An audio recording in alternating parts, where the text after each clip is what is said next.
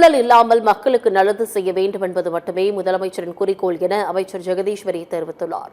விருதுநகர் மாவட்ட ஆட்சியர் அலுவலக வளர்ச்சி மன்ற கூட்டரங்கில் சமூக நலன் மற்றும் மகளிர் மேம்பாட்டுத்துறை அமைச்சர் ஜெகதீஸ்வரி தலைமையில் ஆலோசனைக் கூட்டம் நடைபெற்றது. இந்த ஆய்வுக் கூட்டத்தில் பேசிய அமைச்சர் ஜெகதீஸ்வரி, ஊழல் இல்லாத ஆட்சி அமைக்க முதலமைச்சர் பாடுபட்டு வருகிறார் என்றும், ஊழலில் சிக்கும் அலுவலர்களுக்கு எந்தவித கருணையும் கிடையாது என்றும் முதலமைச்சர் அறிவுறுத்தியுள்ளதாகவும் தெரிவித்தார். தாவேக ஆட்சி மக்களுக்கான ஆட்சி, மக்களுக்கு சேவை செய்வது ஒன்றே குறிக்கோளாக கொண்டுள்ள ஆட்சி என்று தெரிவித்துள்ளார்.